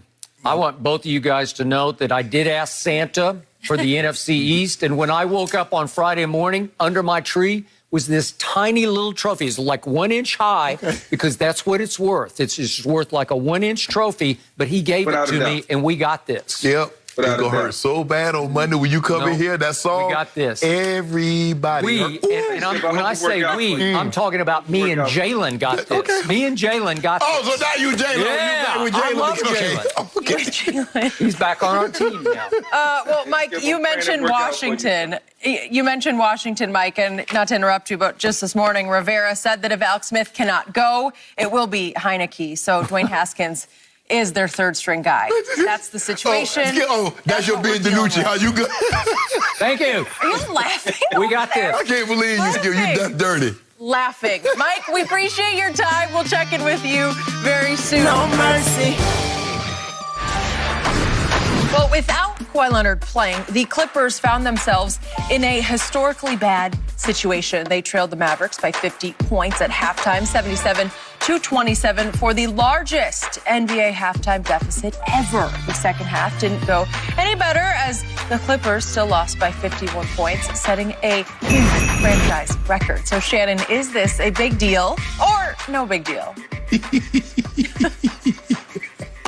It's amazing. It's a good thing I got multiple television sets because I would not have been able to see this. And I needed to see it to believe it.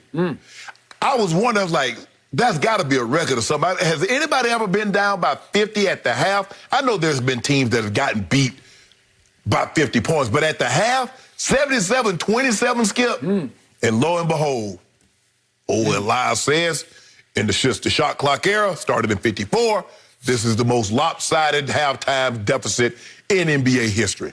Skip it, look, what it shows me is that the Clippers have the same issues that they have last year.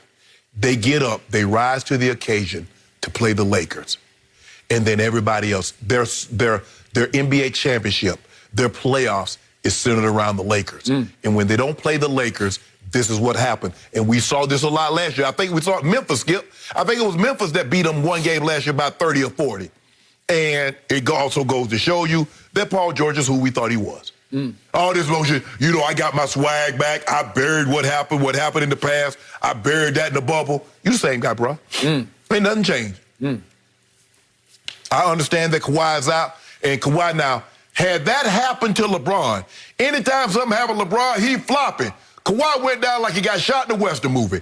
My guy got hit in the back of the head, had to get 5 stitches when he was in Miami, and you and everybody else talking about he flopped. Michael Jordan when it went down. Wait, do we have the picture of Kawhi on the floor with blood all over him? First of all, he got 8 stitches in his mouth. First of all, Skip Bayless, you already know. Can we see that? First of all, Skip. Flopped? Seriously? I didn't say he flopped. Flopped? I didn't say he flopped. I said he went down like somebody shot him in a Western movie. Well, he got smashed in the mouth, and it required 8 stitches. First of all... And he's probably in concussion protocol. There's blood all over everywhere. How about this? This is how you do it, Skip. My God, Ernestine thought he was dying. She said, get him to the hospital. You know that when you're in combat and you're sweating, your blood is pumping, the heart is beating fast. Any little cut is going to gush blood. That's the way it works, Skip Bayless. You know that. Is that flopping? I did. Did he get cut?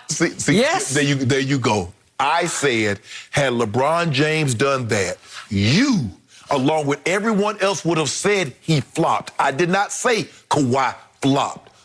All I'm saying is that what the issues were last year with the Clippers is the same issues that they have right now. They got up opening night for the Lakers. But what do we see, Skip? Or they get up for the Nuggets. They get up for these teams, and then they're like, oh, well, okay, we good now. Paul George, you can't let this happen. I understand that Kawhi's not there, and stop doing this. I want him to stop doing that because every game that they lose, oh, this was on me. This was on me, this was on me, this was on me. I'm tired of you saying that. I need you to do something about that so they stop being on you. So I love this. But you see what my guys did last night. They took care of business, right, Skip? We took care of business, right, Skip? That's what we do. Go James doing what he does, got his little 25 minutes, got up out of Dodge. Marc Gasol got them threes going, got up out of Dodge. You like old Trez? You see Trez play the little 20 minutes, get them boards, get up out of there. That's what we do because we got a back-to-back. We got the Portland tonight. Now, my turn. Let me explain to you why this is zero big deal. My Clippers did what they set out to do to start this season. That is, crush the Lakers on opening night, and they crushed them so bad they made LeBron quit. He threw in the towel. You can see 7:51 to go. He said, my ankle. But he played for 2 minutes on his ankle, and he said, you know what? This didn't go in the right direction. I'm out. Did you see him again last night? They were only down 7. What did he do last night? He stepped on the guy's foot and rolled that same ankle again. And did he keep playing? Yes, he did. He played a little bit longer, and then he got up out of there. Stop it. He saw the handwriting, and he said, I'm done with this game. And the Clippers continued to crush the Lakers in his absence. Then the Clippers had to turn right around, and I believe you bet me a case on this. I'm pretty sure you said, I got the Nuggets, and I said, I'll take a case on that. This was maybe 3 weeks ago because they had to go all the way up to Denver, to try to right the wrong of what happened in the bubble. They went all the way up to Denver, like they're in Vancouver, BC, or something like that. It's a 2-hour plane ride. They had to go to Mile High, whatever it is, right? And that was going to be their Christmas, right? But no, they spent their Christmas in Denver. And what did they do? They dominated Denver just the way they dominated them in the bubble, to be up 3-1 and then up 15 and 19 and 12 in 3 straight closeout games. But what did they do? Even after Kawhi went down mid-fourth quarter, they said, we got this, and they closed the door with a slam door. They slammed it right in Denver's face. And they were happy campers. They had done what they set out to do. And then Ty Lue said, look, you guys didn't have a Christmas day with your family. I'm going to give you tomorrow off so you can spend, quote unquote, Christmas with your family. Okay. So Saturday, they did Christmas. They didn't practice. They didn't do anything. Obviously, Kawhi, he was out, and I think he's in concussion protocol because he got smacked in the face. So he's gone, and Marcus Morris still has a sore knee. So he's out, and you can make a case Marcus Morris is actually their second best player. Well, was Paul George there? I'm saying your second best player can't let this happen on his and then watch. What happened? The dreaded 12:30 start in the Pacific time zone. Who plays basketball at 12:30 in the Pacific? NBA. It's like, no. What did Chauncey Billups always say about playing for the Clippers? He hated the 12:30 games because you can't get your body going. So they celebrated Christmas with their family. They obviously celebrated crushing the Lakers, crushing the Nuggets. And then got crushed. They did not show up for the tip-off. And they went 1 for 19 in the first half from 3. 1 for 19? What do you think's going to happen in that game? What happened? You're going to get blown off your home floor. And which would gives me even more credence. Had Kristaps Porzingis not gotten hurt last year, your butt would have got bounced in the first round. But he got hurt, and you got bounced in the second round. I just want to know, if you are what you say you are, losing is one thing. Skip, you can't lose by 50. Without your best player and your leader and your heart and your soul, Kawhi Leonard. Skip, first of all, as Ty Lue says, we all feed off Kawhi. Skip, that is your problem. And as soon as you and Ty Lue realize that, you do not have a leader. Paul George blamed that loss on Doc Rivers. Kawhi Leonard and everybody else blamed that loss on Trez Harrell. That's what your problem is that you look to blame everybody else. It is painful to see Trez in actual shape, lean out after the way he looked in the bubble. Shooting jumpers. Was ugly. Hey, Trez shooting jumpers. Trez facing up. Wait until you play real teams, and you have to have Trez play real defense because he can't play defense. He's about 6'6". I just want to know who Paul George is going to blame for that performance. Is that Doc's fault? He blamed himself. Skip, I heard the Skip. He blamed that the last. By the way, he blamed the last 3 games that they lost against the Nuggets on himself. Who's the player you call Baby Bird? Who's that guy? Luka. Luka Doncic. My name is Luka. Who was the runaway favorite for preseason MVP, right? Yeah. And what have I told you again and again about Luka? He cannot shoot a lick. I can't tell. From French lick to can't shoot a lick. That's what we got here. And would you believe that Luka has started off this year 2 for 16 from 3? He was 0 for 5 against the Clippers, or they'd really been buried. And guess what he did? 2 for 16? And you realize that's 17%? Skip, you told me. He can't shoot. You telling me that everybody telling Paul George is this two-way player. He can't do nothing with Luka. He can't do nothing. If you go back and look at it last year, Luka had the conga line to the basket. And guess what he had yesterday, Skip? Hit a step back in Paul George's face. He do I know it wasn't a 3 because he's 0 for 5. He does whatever he wants to Paul George, and Paul George can't do anything about it. Really? That's a shame. You ought to be ashamed of yourself. Just wait until they're full strength the next time they play Dallas. See what happens. Skip. Their 2 best players are not playing right now. So now now Paul George is the 3rd best player. It's 2-3-3-2 between him and Marcus Morris. You know it and I know it. Who guards Luka?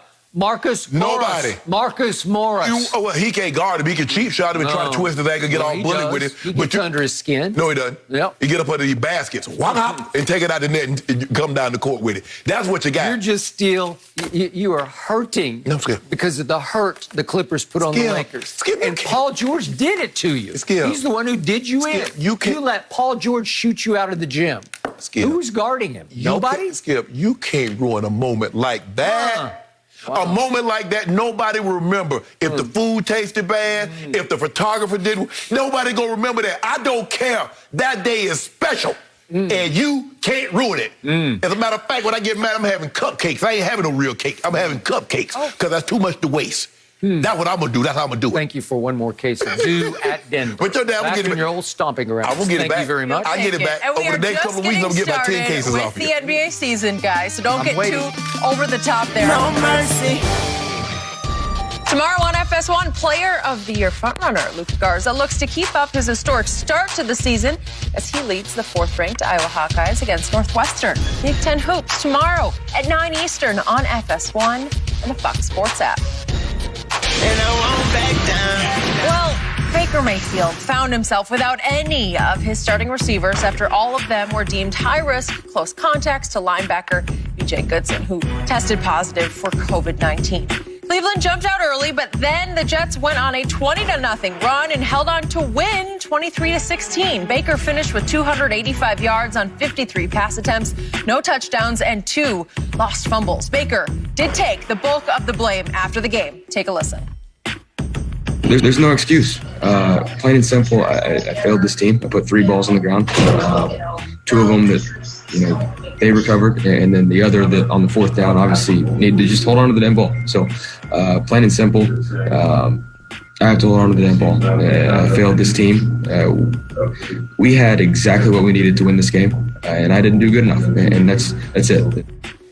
Well, Shannon, in your opinion, what % of the blame does Baker deserve? Skip, I'm going to give him 45%. I'm also going to give Stefanski 53%.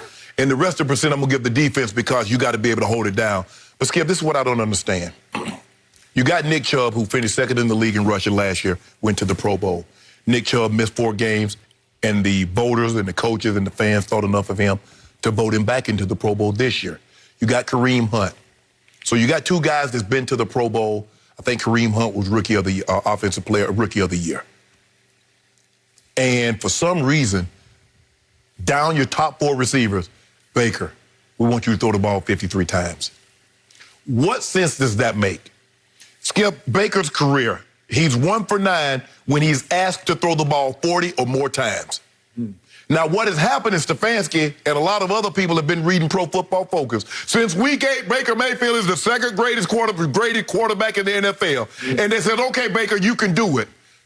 No, you can't. You are a play-action team. If you ask Baker Mayfield to just drop back and throw the football, that is a recipe for a terrible dish. And you got exactly what you deserve, Stefanski. Run the football. And Skip, look, I think sometimes people get caught up, well, Shannon, they wasn't getting any yards. Sometimes it's not about yards. It's the threat. So now it's like, oh, y'all ain't going to even try to run the ball. Okay, we just going to play coverage. And Baker putting the ball on the ground. Skip, what is that? So, yeah, Baker, you get a lot of the credit, but I thought Stefanski called a terrible game by putting him in that situation for him to put the ball on the dirt. You can't do that, Skip. Run Chubb, run Hunt, play action. When he had his great game, what did they do in Tennessee, Skip? They play action. When he play action, he's as good as we have in the league at play action pass. Just dropping back to throw it, he's not there yet. And you ask him, you put him in a situation in which he could not succeed. So, yes, Baker is at fault for putting the ball in the dirt. No, he did not play well yesterday. Minus his 4 top receivers, and you say, you know what? It'll be a good time for us to throw the football. Minus our 4 top guys. Run the football. Okay, so to answer the question, I will give, because Baker Mayfield is the quarterback, I'm going to give him 50% of the blame, because the quarterback in a situation like this, when you score only 16 against the Jets, it's going to be half on the quarterback. I'm going to attribute the other 50% to just bad luck. They got hit by COVID. They lost their top 4 receivers. They had to elevate 2 practice squatters and a guy they just signed off the street last week to be their 3 top receivers. It's just hard, man, especially when you're down 2 of your starters in the offensive line. Now you're really up against it because you can't protect, and then you tried to run, and he tried to run. So let's look at what Nick Chubb does. First, let's look at his first 6 carries of the game. Nick Chubb, he goes -1, 0, 2, -1, 0, 1. So if I add up his first 6 carries of the game, it adds up to 1 yard rushing. Yes. What's Stefanski thinking like, oh, my God, what am I supposed to do? Then he tries Kareem Hunt, and he goes for a -2 on his first carry. And then at that point, they are down 13-3. And he panicked and said, we got to throw. Right. They're stacking the box. They're daring us because they know we don't have any receivers that we trust. Right. He's gotten to practice probably little to no time with those guys, right? Because this all happened so late. Man, so for the game, Nick Chubb goes 11 times for 28 yards, but he had one 16-yard run, so he had 10 carries for 12 yards. Yes. That's Nick Chubb. I would put him top 3 running backs, right? But Skip, you know 11 carries is not enough for Chubb, and you know the great running back, Skip, it's not that they get 5-6 yards every carry. Sometimes it's -2. And sometimes they might go, but a Chubb is a tight back, Skip. All of a sudden, as you said, it's 16, it's 5, it's 20. Look at Derrick Henry. Derrick Henry just, all of a sudden, it's 5 yards, it's 10 yards. Some of it might be at the line of scrimmage, like, well, dang, he ain't getting it today. And next thing you look up, you're like... I kept looking for Derrick Henry last night, and he got one late run to get to 98 yards, and he had no impact on the game because Mike Pettin said, you cannot have him tonight. And they said, look, we're going to make... But still, Skip, they was undeterred. He still got 23 attempts, which is more attempts than the Cleveland Browns had as a unit. They lost 40-14. Yeah, but Skip, you still have to try it. And once it got out of hand, Skip, because you remember they got right back into the ball game, Skip. It was 40, or it was 14 to like, it was like a 2-score game. So we keep running, and then what happened? The play action. They run the play action to Tannehill, they run the boot to Tannehill, and he goes 45 yards untouched, Skip. That's because of the run, the threat. Everybody's trying to stop Derrick Henry. Well, you told me Baker's athletic. You should be able to get some of that stuff. I just thought Stefanski called a terrible game, Skip. If you telling me 18 rushes is enough, I've seen Nick Chubb have 18, 20, 25 carries by himself. That's not nearly enough. Well, obviously, you were a Baker fan, but you're no longer a Baker fan. No, Skip. I understand what Baker is at this present time. I don't get all caught up into that. He has one good game, and Baker's here. I know what, in order for him to have success, the West Coast offense, Skip, like I said, if you look at the guys, there are probably more guys in the Hall of Fame because of the West Coast offense than any. And then, like I said, I'm not saying he's Elway, Favre, and Montana, and Rodgers. I'm not saying that. But look at what he did for Jeff Garcia. It got Jake Plummer to the Pro Bowl. Jake Plummer threw for $4 grand. It's done miracles. Skip, C.J. Beathard. Look at what it's doing. Skip, the West Coast doing for C.J. Nick Mullins. If Nick Mullins wasn't a turnover machine. But C.J. Beathard was pretty awful the other day. No, he wasn't. Yes, he was. No. Didn't he have a low QBR? No. He had a 31. Look, C.J. Beathard 31? was bald. How many tubs did he have? Tyler had a 62-31 for C.J. Beathard. C.J., your guy would turn it over, though. Well, okay, but that's not the point. It's C.J. Beathard. That offense, but Skip, I'm raving about him because Kyle has a formula. And he's going to try and do everything he can. He's going to run the football. He can. Even Skip, when you stop us for 4 or 5 plays. Yeah, but he is the most creative run designer I have ever seen outside of his father. Outside of his father. Well, Skip, they chipped and his father probably has a lot to do with the son's success right now. But Skip, they chipped, LaFleur.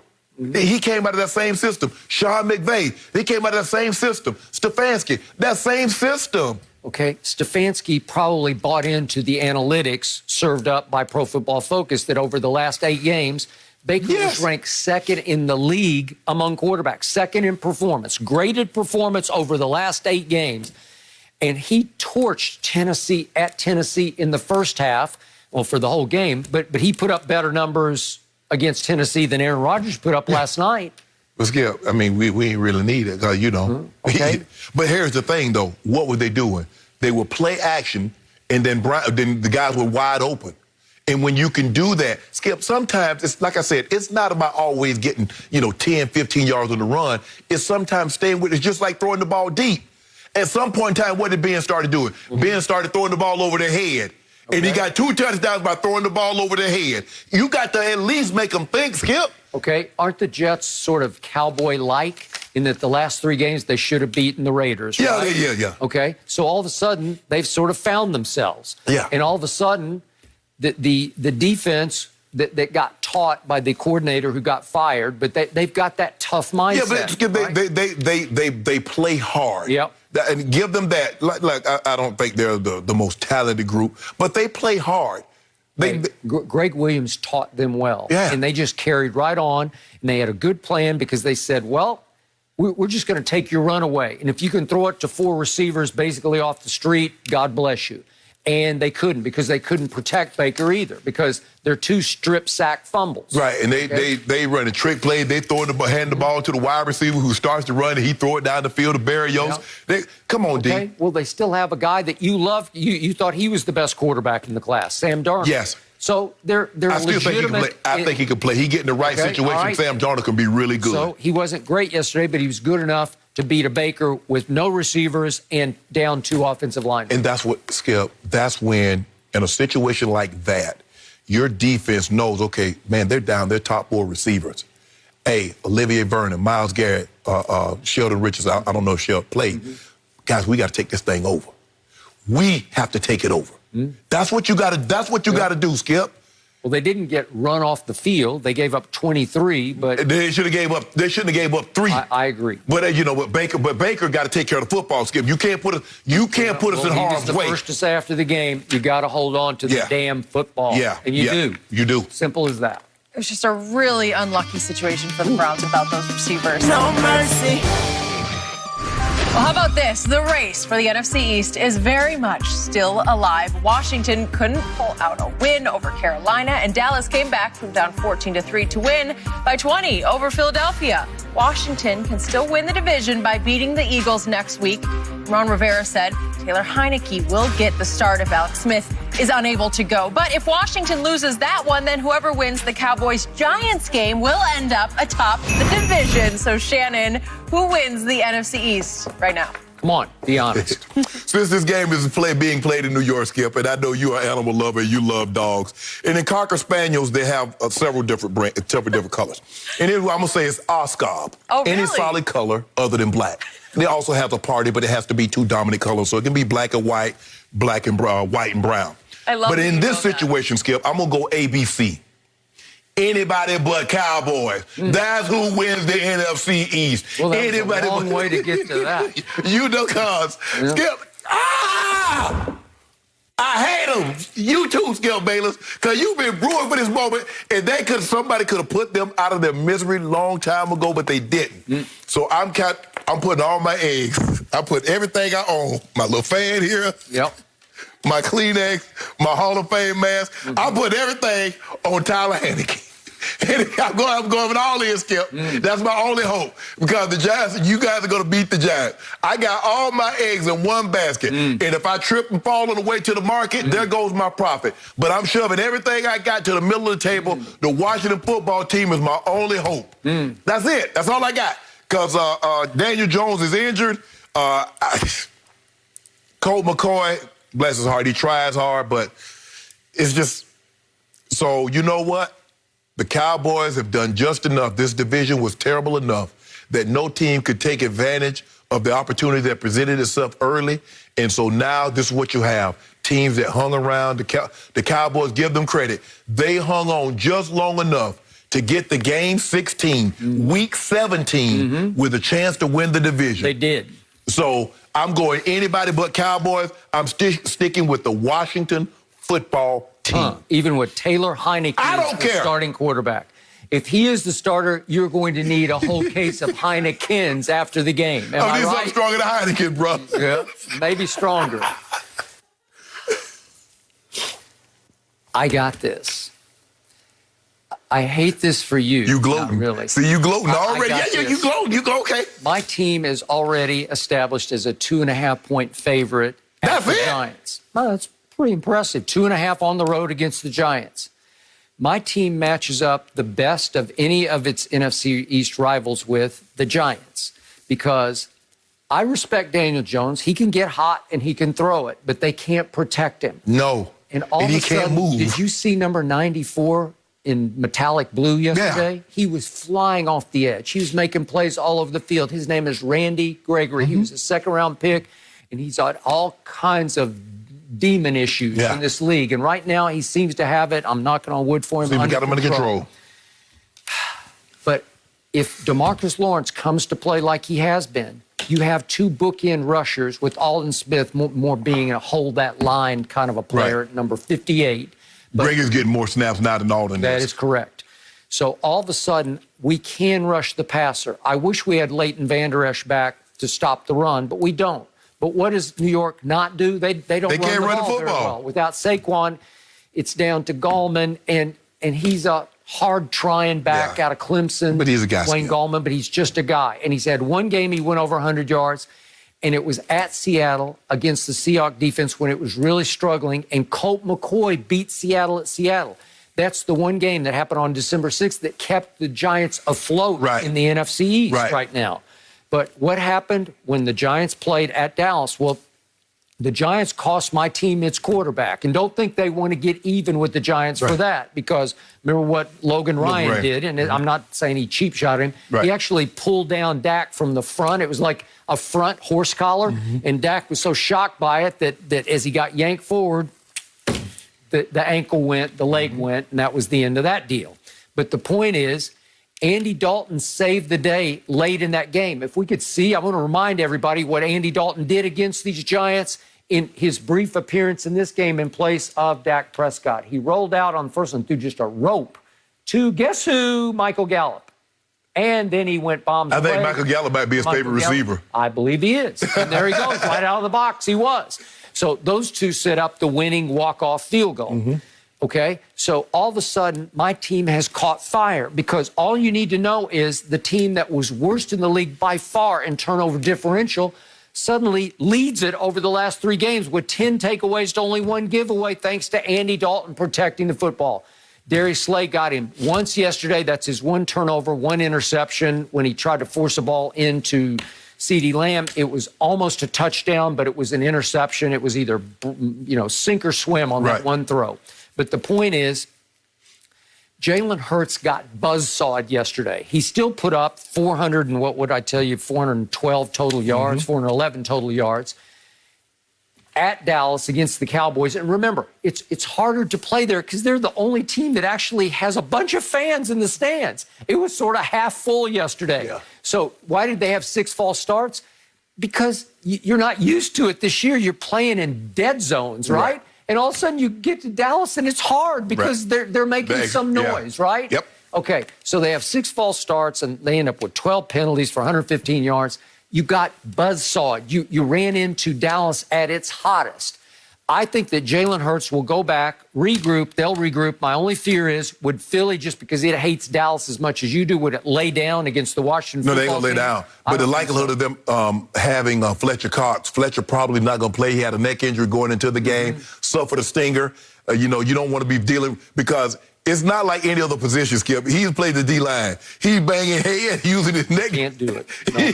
every single play. So now you're risking your long-term. Right. Because remember, Tyron Smith had that. He ended up missing the entire season. So with that being said, but Skip, Washington's defense, they let me down yesterday. Hey, listen, I watched that whole game with one eye left and one eye right. I don't know if you had it on. I did. I watched it.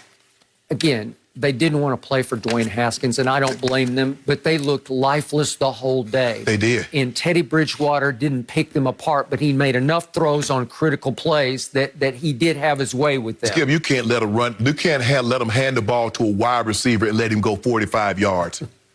DJ Moore, they hand the ball to him and he went 45. I got it. I mean, they run the shallow cross and nobody's within the screen, and Robert Anderson walks into the end zone. Yep.